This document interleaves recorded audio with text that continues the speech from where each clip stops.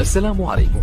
لا تنسوا الاعجاب بالفيديو والاشتراك في القناة تشجيعا لنا لنستمر بنشر المزيد إن شاء الله.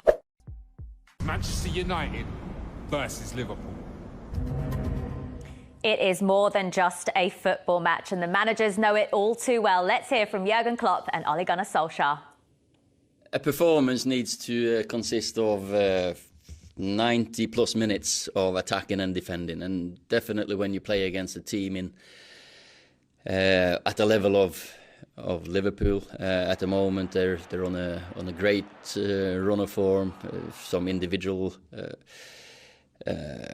skills that you cannot almost defend against. But as a team, we have to be compact, we have to be aggressive, we have to go out there and give every single drop of nous, knowledge, strong mindset, physical energy. It's gonna take everything to get results against the best teams in Europe and the world, and Liverpool are one of them at the moment. United-Liverpool is a massive game, obviously, we know that. I think Man United is not overly happy with the results they got so far, but we all know that they are able to do incredible stuff. So that's how it is, and we saw it already. We try to focus mainly on ourselves. We prepare them for a football team, and that's a really good football team they have. And that's it. And it's an away game as well for us, so it's a home game for them. So that's what we do. I prepare the team for a tough game against a really good opponent. So I don't prepare them now like for 3-4 days for Man United and Battle of Britain and all these kind of things, that we are long enough together that we all know the importance of this game. A huge rivalry and a match that will capture the attentions of fans all around the world. We all love watching it, but you've actually played in this fixture, Andrew. What was it like? How different was it to all other games? Special. This game for obviously the Manchester United fans and the Liverpool fans, I think this is the game that both set of fans and players look forward to, and in the history and tradition between both teams. I think I was very, very fortunate, obviously, when I was playing, because, you know, we were the stronger team, we were the dominant team in the Premier League. You know, we always seem to come out the winners, but it's changed. And watching Liverpool now, it does hurt me to say it, and I'm not going to lie, but I enjoy watching them play. I think what they have up front, the three boys up front are real special, and Salah, I think he's up there as one of the best players in the world at this present moment in time. Well, before we talk about the here and now, let's just reflect on your time playing in this fixture, because you scored some wonderful goals. 4 in this fixture in the Premier League, Andrew. What did these goals mean to you? Yeah, joining Manchester United, I didn't realise what it was all about until I actually understood it. And like I said, the rivalry is so fierce, and it's a great game to play in. You know, it's played at a great tempo. There was always goals, you know, in the era I was playing. Over recent years, there's not been many goals. So I don't think both teams have been as attacking. You know, but I'm hoping that this is going to open up a little bit more now. We're going to see more goals. I asked you a moment ago off camera whether you'd lost any of these fixtures, and you said you didn't remember them. So I like the fact you put those 2 defeats against Liverpool to the back of your mind. I have to, considering what I played 10 times and lost 2. Come on. That's pretty good. Come on, I'll take that all day long. I don't think some of the other boys have got that kind of record. So I'm very, very happy. It's very decent. And Leanne, as a Manchester United fan, you make that very well known. How are you feeling ahead of this one?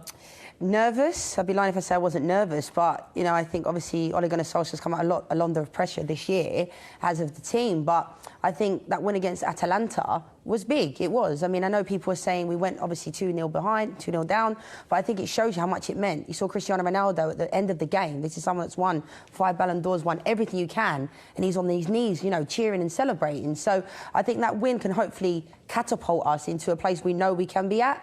You know, but Liverpool, especially the fact that it's at Old Trafford, that makes me feel a little bit more, you know, optimistic. But I do think we can pull off a result, I really do. Liverpool are playing better. No one's denying that. You know, I think Mohamed Salah is the best player in the world at this moment in time. I really do. As Andrew said, as much as it pains me to say it, I respect quality football, and Liverpool are playing that, whether it be Mane, Salah, Jota, Firmino, unbelievable at the moment. So I'm a little bit nervous, but I do think Ole Gunnar Solskjaer seems to be able to come alive, and we seem to be able to come alive when people least expect it. I think people expect us to lose these next games against City, against Leicester coming up, Atalanta home and away. I think people are setting it up as if to say we're not going to win, whereas I actually still have the faith.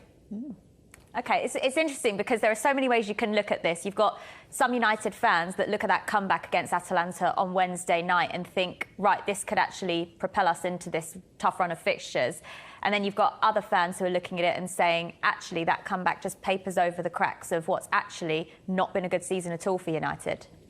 Yeah, and again, I don't think that's necessarily a contradiction. I think everyone knows that United are not the perfect team. They're dysfunctional to a certain extent. They have great players, but do they have a great team? Absolutely not. And who is to blame for that? Is it the recruitment, or is it the guy who's actually trying to get the players to play collectively? And that's why the big question mark still seems to be coming back all the time. And the problem is, if you have a manager that gets questioned again and again, then by definition he can't be the best manager in the job. Because it's Manchester United, though, because yeah, but that's the we job. went on this away, record of like not losing a game, and no one even knew that. But I know it's Manchester United, and people highlight Manchester United way more than other teams. It's not just because I'm a fan of Man United; it's the truth. It is one of the biggest clubs in the world, and everybody knows that. And I think Ole Gunnar Solskjaer's pedigree before Man United, I think that's why people don't think he's set up to be. He's not a Klopp, is he? He's not a Tuchel. He's not a Guardiola. We know that, but he seems to have brought a little bit of happiness back to the team, which is great. But I want to see us win something. Is it enough? No, it's not. It's not enough. But if you look at, obviously, since Sir Alex Ferguson retired, if you look at the managers we had, no one's been good enough. We've got to be brutally honest here. No one's been good enough. And every manager who's been given the opportunity, everyone... How are you saying it about being in the game and understanding the game, yeah? Managers don't bring you success. We're talking about Pochettino, if he comes in, he'll do this, he'll do that. What did he win at Tottenham? Yeah, it's not guaranteed. But I think it was frustrating. Yeah. He's been there for 3 years and we haven't won anything. But has there been progression? Potentially, yes. We come second in the league last year. But I think people expect Manchester United to just blow teams away. And I think I've had to have a word with myself, because we're not Manchester United of old, and Arsenal are not the Invincibles anymore. Yeah, I think sometimes, yeah, but I think as Manchester United people, we look at things through blinkers as well. We think, right, we're going to dominate, and every team's rubbish. No. Yeah, I know. It's not like that Football's anymore. changed. You know what I mean? So we've got to look at him. We've got to be brutally honest with ourselves and tell us that's the level we need to get to now. If it's going to be with Ollie, we hope it will be. But if it's not going to be with Ollie, who can it be? What manager are out there to say, all right, we're going to give him the post and he's going to take us forward? But do you guys think, though, if it was like another manager in charge, so if a Klopp or a Tuchel or a Guardiola was managing this team, do you think it would be better? Different. We never know. These are all ifs and buts. What do you think, Rafa? Huh? From an unbiased perspective. I think that if you're up against the best managers in the world, you need to have one of the best managers in the world. Yeah. That is the bottom line. I hear that, but if you can't get one of the best managers in the world, what do you do? Well, I think United can, because they're hugely attractive. They have lots of money. They can have fantastic players. Some of these players are amazing that they have in the team. Yeah. But as a collective, they're not performing nearly as much. And you look at every single player and you think, are they performing to their real potential? How many of them can you really say they're performing to their real potential? Then look at Liverpool. Player by player, a lot of them wouldn't be that exciting if they're just by themselves. Fabinho, Henderson, Robertson came from Hull.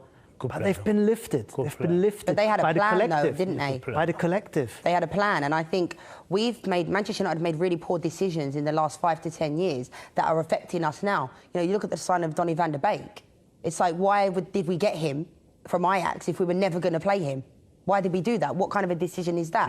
I don't think he's a bad player. He's a good player. But everyone now thinks he's not good enough for Manchester United because he's coming on for 2 minutes, he's not getting any minutes. But what kind of decision is that? Why did we get him? And that goes back to what was the philosophy of what we're trying to do, because you can't just get players and just throw them in there and expect them to perform. There has to be a plan of where's Sancho going to play? Why did we get Sancho? We were talking about this, how you know Sancho well, the German Bundesliga expert. He's best coming off the left, and that's where Cristiano Ronaldo plays. So who do you sacrifice? Because I don't think you sacrifice Cristiano Ronaldo. There's no joint-up thinking, that's the problem. And I don't think there is, as you said, there's no strategy. Yeah, I think at the moment, it hurts me to say, I think it's a bit of round hole, square pegs. We've got loads of talent, and I mean loads of talent. But how do you try to fit all that talent in? Well, that's the difficulty that Ole Gunnar Solskjaer has, isn't it? Because when you've got Cristiano Ronaldo and Sir Alex Ferguson tells you you have to play Cristiano Ronaldo, that's what you do. Let's hear from the man himself. Cristiano, great to see you. When we chatted after that Newcastle game, you were on Sky High. What's it been like since? Fantastic. I'm very happy, to be here. in Manchester, and I'm here quite 2 months already. It's good. I'm still adapt, you know, new stuff, new language, new football, Premier League, the new players, the new system, the new weather. So, but it's still good so far. And the roller coaster that is Manchester United. When you win, it's there, and when you're down, it's a disaster. Exactly. You remember that? Yes, it's the criticized always gonna exist. You know, you play in one of the biggest clubs in the world, so it's happened. But we have to deal with that. We have to be able to accept the criticism because Manchester is like that. It's always spurred you on personally. Do you get the feeling it's going to do that to this group? Yes. My second day with the group, I had speeches in a hotel that I said that I'm so proud to be here. I see a huge potential in this club and these new players, this new generation. So I'm here to help, you know, with my experience, with my goals, with the way I play. I hope to help the team to be in a top level. So this is why I'm here, to win stuff. Talking of winning stuff, there's a lot of football to be played between now and May. What would be success for you this season for United? Winning a trophy? Of course. The most important thing in football is to win stuff, in my opinion. And I think Manchester, they have to thinking like that. Will be difficult, of course it will be difficult. We have a change, new players, new system, yes, but doesn't matter. We have to thinking positive, we have to believe, we have to be together. If we have to sacrifice for something for the club, we have to do it. If not, it will be impossible to win stuff. But I think we have a huge potential. We have amazing players, and you have to believe high. We have to believe big. And I hope, to be honest, to win something this year. Talking of big clubs, this weekend when Manchester United meet Liverpool, you've been there, done it. Remember 07-08 when you scored at Old Trafford against them. How much are you looking forward to experiencing this fixture again, and what is it like for a United player to play Liverpool? Well, it's always good to play against big teams, not just only Liverpool, but Chelsea or Arsenal. It's always tough and good, and the motivation is coming by himself. So it's good. I hope after the Wednesday night that Sunday we can continue with this vibe, with this positivism.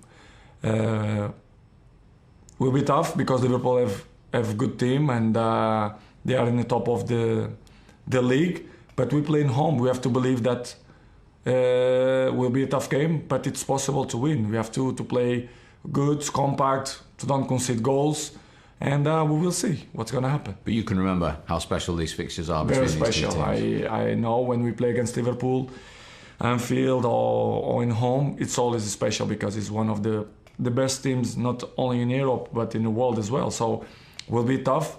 And I hope, fingers crossed, that we can have 3 points in this game.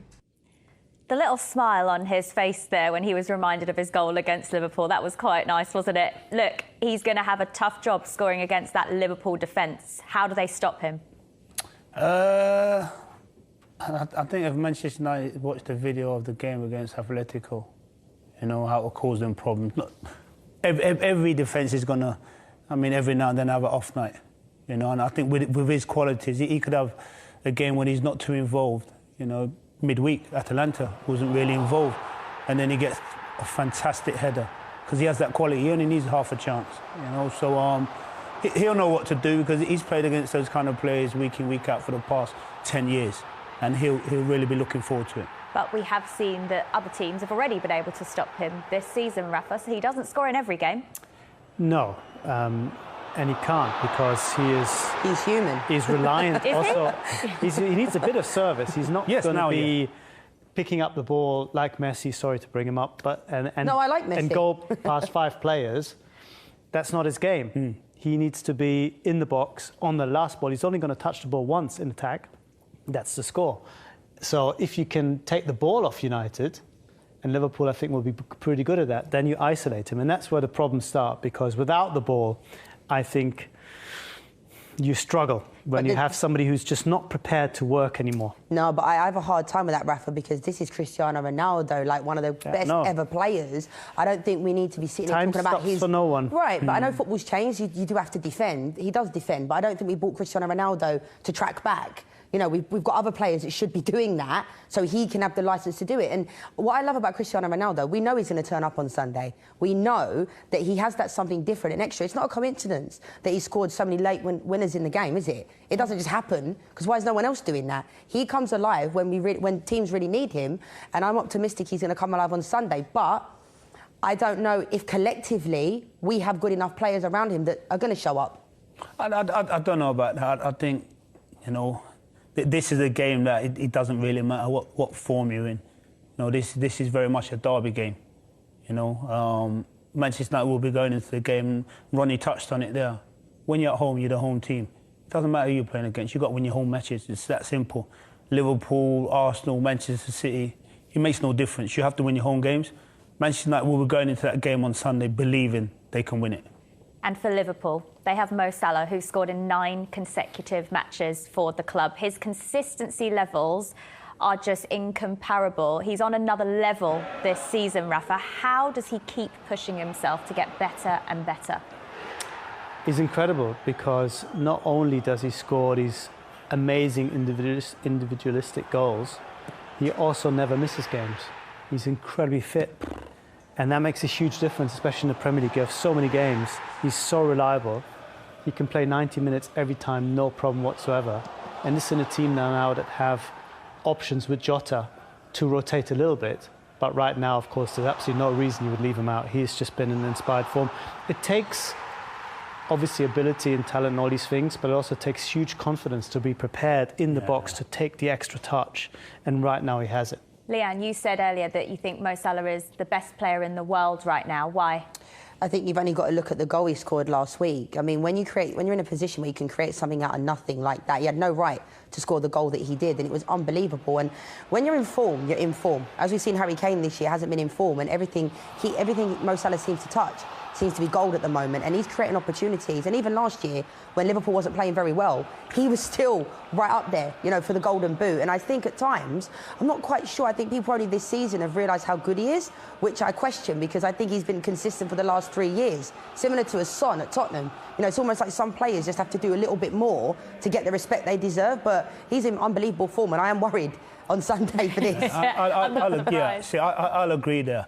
You know, some players have to do that a little bit more to get the respect they deserve. And I think watching Salah over the last, 3-4 years, I think he's proved to everyone he's an unbelievable player. But now people are talking about him as if to say, oh, he's come alive all of a sudden. No, he's been doing that for years. But now he's getting the credit, because some of the goals and his creativity and his running power, pace, everything, he's got it all in abundance.